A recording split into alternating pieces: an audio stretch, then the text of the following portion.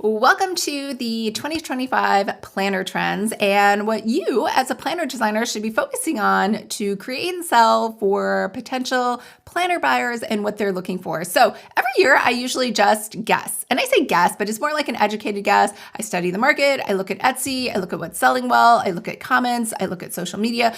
But this year I asked AI. So let's go through that. I used ChatHub so that I could get an answer from all three at once. So I did compare, just so you know, ChatGPT, Sonnet, and Gemini. I have the pro paid version for all three, and ChatGPT was actually the best. This could be too because Sonnet doesn't have active information. It has only the data up until April 2024 at this point.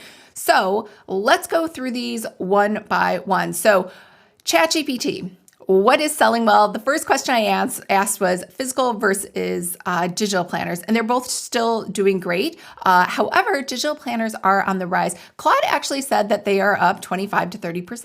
So this is great. And I think also when you think about people who love planners, most people buy multiple planners, whether that's because the first planner they received they weren't happy with, or they're using them for multiple purposes.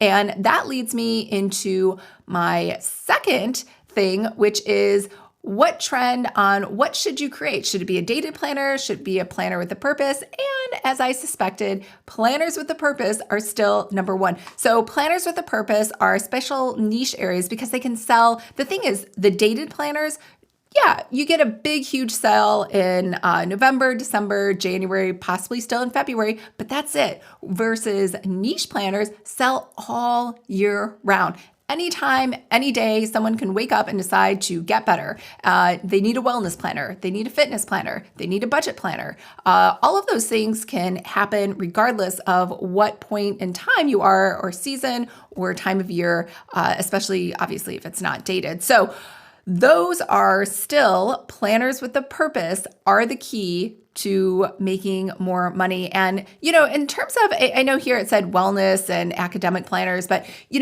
you just need to look at what's trending in pop culture and what's going on and just go by industry and what's making a lot of money, right? Is the coaching industry making a lot of money?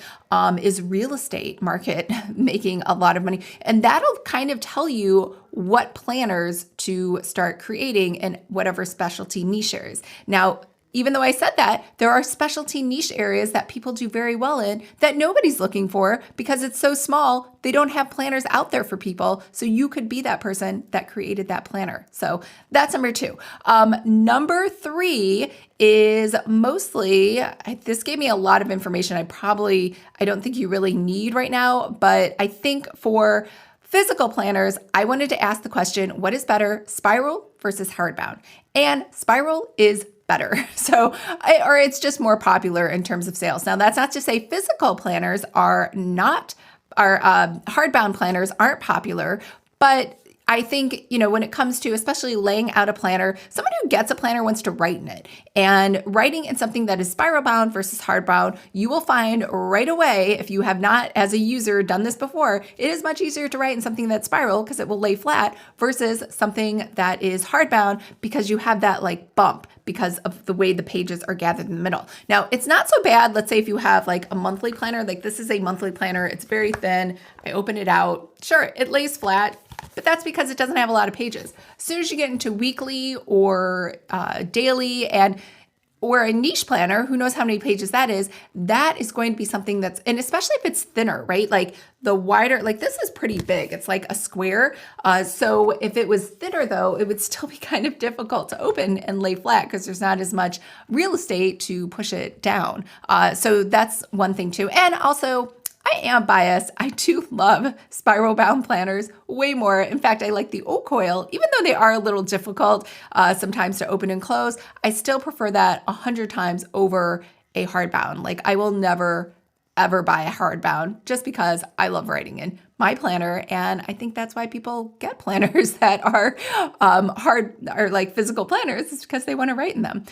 So that is number one. The second question I asked is for digital planners is what is more popular, landscape or portrait? So I do a layout for all of my templates where it is a 2-page, side-by-side faux open planner, and it's in landscape. However, a lot of holders or even the props that people get for planners are meant to sort of prop it up at a different angle. than that. And so it's difficult to write in, especially if you're trying to do portrait or it's set up for portrait and you have to do landscape. So anyways, sometimes it works out, sometimes it doesn't. So I wanted to know which one is more popular. And it didn't really give me an answer. It kind of just said, it depends, which is true, right? Like I still think this must still come down to personal preference on whether or not people like the landscape or they like the vertical. And there's pros and cons that it has for each. So I think the answer is to still create both.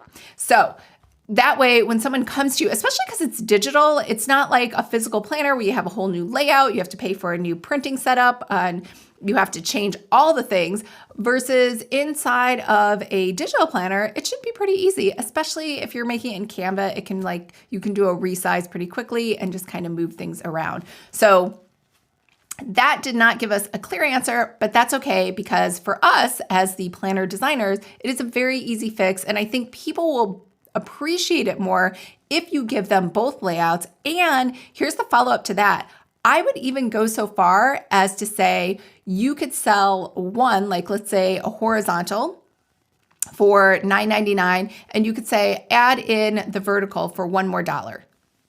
Who's not going to want to pay $1 more just to try out the vertical? Now, you could say it would be better to offer both, but I think it's fair to say the consumer can choose vertical or horizontal, and then you can upsell on the alternative option. So that's a wrap on what is trending as of today for planner designs for 2025. And remember, if you would like to create your own planner, make sure to sign up for my free course, Planner 101. I will leave a link to that below. I hope everyone's having a fabulous day, and I'll talk to you later.